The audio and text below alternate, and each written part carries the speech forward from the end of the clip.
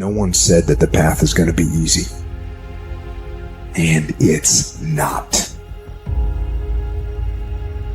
We know life is rough, and we know there will be pain, and whether that pain is at the hands of an enemy or at the hands of nature or time or disease, there will be pain. It's an urge. Truth be told, every champion has felt it. Every president has felt it. Every king has felt it. Every lion has felt it. Every winner has felt it. Every soldier has felt it. Every victorious person has felt it. The urge to quit.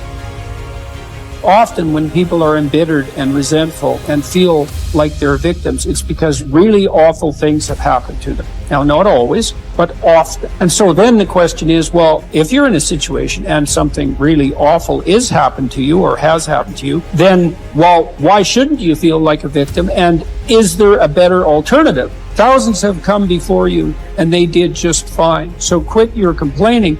And it's not because you have nothing to complain about. That's not the case. It's that that's not the right approach. The fact is, and this is such an optimistic fact, as well as a judgment in some sense, the fact is that if someone else can do it, so can you. And that's something, right? If you're reading about the great heroes in history, people who are in these terrible situations, and you see someone rise to the occasion, and then you can say, well, that was a person who did that, and I'm a person, and so maybe I have that capacity too, even though I don't know how to approach it. Don't allow that inner doubt in you to tell you why you're not good enough. You ignore that inner voice and all of the external voices. Don't judge the possibilities for what you can do based upon the circumstances, because the circumstances won't determine who you are. Doesn't matter how many mistakes you've made. Doesn't matter how much money you've lost. In fact, I see it only as an investment of what you learn from life. You don't stop when you're tired. You stop when you're done. You stop when you complete it and you execute it. This way you start separating the successful from the unsuccessful. Just because it says trial on the package, or tribulation on the package, or pain on the package, it don't mean it ain't a blessing inside, and most of you turn around when you see pain. But those of us who had a right perspective, we approach it when it say pain. When we see trial, tribulation, we don't give up or give in. We know the blessing is on the inside. We don't give up. We don't surrender. We don't quit. We see differently. Our perspective is different. And because our perspective is different, our outcomes are different. Our rewards are different. If you haven't learned something from periods of suffering, if you haven't wrung the juices of your own pain and drank them for your own nourishment, you have wasted your experience and missed the chance to expand capacity for being stronger the next time. That these seasons arrive at your door. My mental outcomes were a consequence of my habits, and my habits were a consequence of my choices. It is true that character is to some extent innate. Our genetic makeup imbues in us certain proclivities. But it is as true that character is mostly a consequence of choices. We all make them, and we should make them deliberately with the knowledge that these choices are part of our responsibility toward a purpose other than our own selfish aim. That responsibility is to your family, friends, community, and country. You have purpose in this life. God has you here for a reason. You may not know it, but He does. Your job is to find it. No one else can. You need to understand that your purpose may be great in the eyes of the world, or it may be commonplace and seemingly small. Your purpose might be your family, your children. Your purpose might be tutoring a child and changing their life. Your purpose might be the business you started. Your purpose might be cleaning up your block. Your purpose might be in the help you give others. Your purpose might be in the example you set. Only you and God know. Only you and God need to know. Search until you find it. And until then, act as if you have it, because you're wasting time otherwise. There's something in you that wouldn't allow you to stop.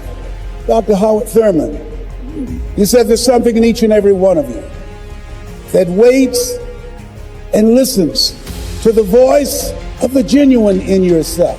It will be perhaps the only guide you will ever have.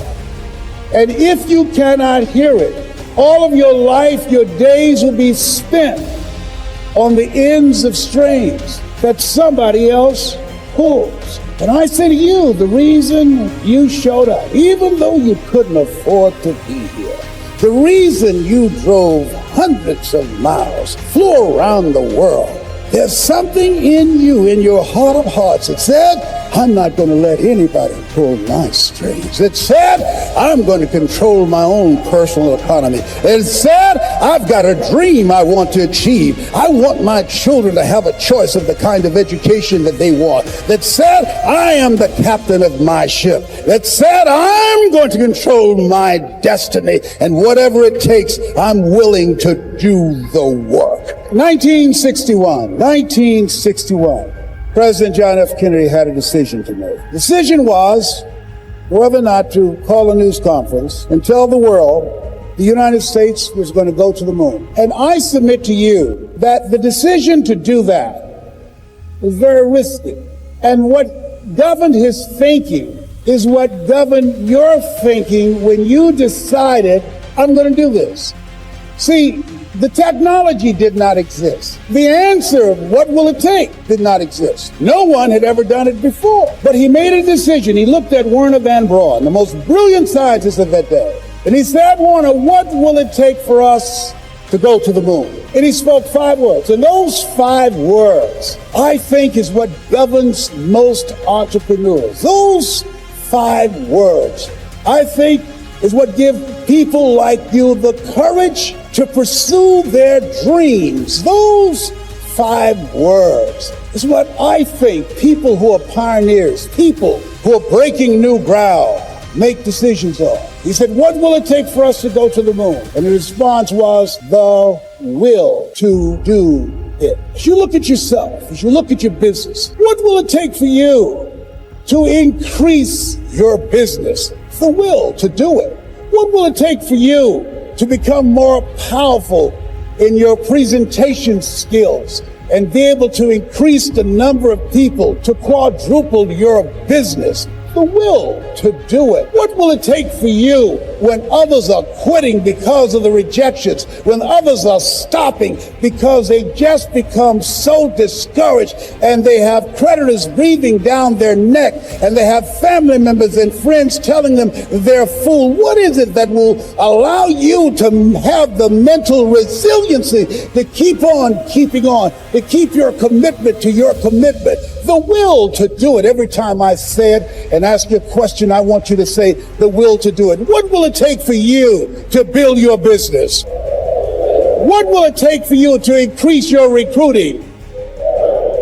What will it take for you to bring out the greatness in you and to make your mark? What will it take for you to become a high achiever and to bring out the billionaire in you? Shake someone's hand on your right and left and say, I've got the will. I've got the will.